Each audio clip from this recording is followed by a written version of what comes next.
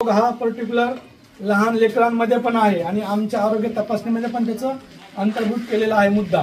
कुष्ठरोगाचे जे काही नॉमिनल लक्षणं असतात किंवा टिपिकल ठिकाणी तुमच्या अंगावर केस न येणे, त्याच्यानंतर तिथे घाम न येणे, किंवा आणखीन दुसरं म्हटलं तर इचिंग वगैरे नसणं किंवा एक वेगळा चट्टा उद्भवतो, असं कोणाला आहे का? तुम्ही पाहिलं का कोणाला?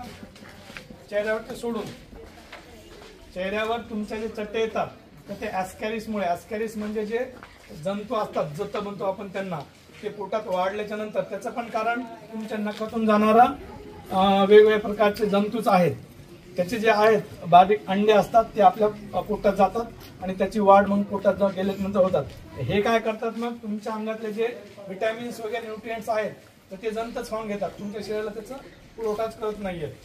म्हणजे हा खूप मोठा प्रकार आहे. हा म्हणजे खूप मोठा अगोदरचा आजार होता, पण आता स्वच्छतेने जेवढे उपकरणं वाढलेत त्याच्यामुळे तो कमी झाला. नाही तर तो नॅशनल लेवलवर जंतूचा जो आहे प्रादुर्भाव तो कमी करण्याच्या अनुषंगाने नॅशनल प्रोग्राम चालवले जातात.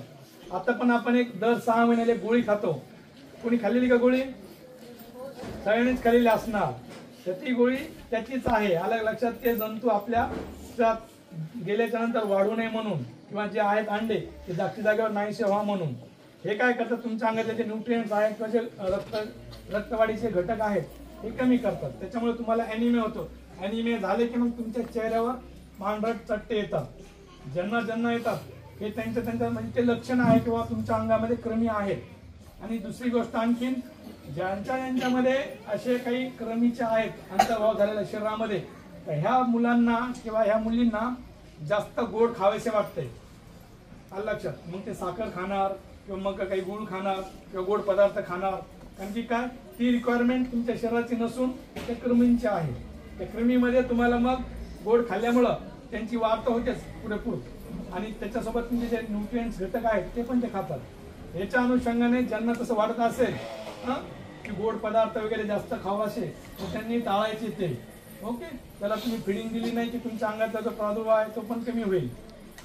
त्याच्यामुळे जे आहे डिवॉर्मिंगची गोळी प्रत्येकाने आपल्या शाळेतूनच वाटत असतो, तर ती निसंकोचपणे खायची. तिने काही एक म्हणजे तुम्हाला साईड इफेक्ट होत नाहीये. बऱ्याच जणांना वाटते की मला चक्कर येते का, मला काय होते का.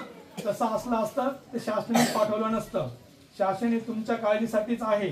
जसं की शिक्षक लोक तुम्हाला शिकवण्यासाठीच आलेले आहेत, आम्ही डॉक्टर लोक तुमची तपासणी करण्यासाठीच आलेले आहेत. हे चांगल्या गोष्टीसाठीच आहे ना. तर शासन त्याच्या पद्धतीने तुम्हाला ती गोळी पण प्रोव्हाइड करते. तर तुम्हाला बऱ्याच जणांमध्ये घरच्यांचं पण काय असतं तसं की काही खाऊ नये, काही देऊ नये म्हणून, पण त्या गोळीने काही प्रादुर्भाव होत नाही. एखाद्या वेळेस कोणाला झाला तर तो त्याच्या वैयक्तिक पुरताच आहे, तो मर्यादित, तो सार्वभौम नाहीये की सर्वच मुलांना होणार नाहीये.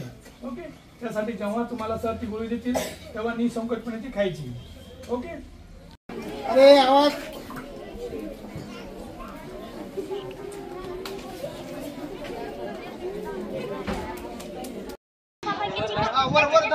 जन जन के शक्ति से, जन जन के शक्ति से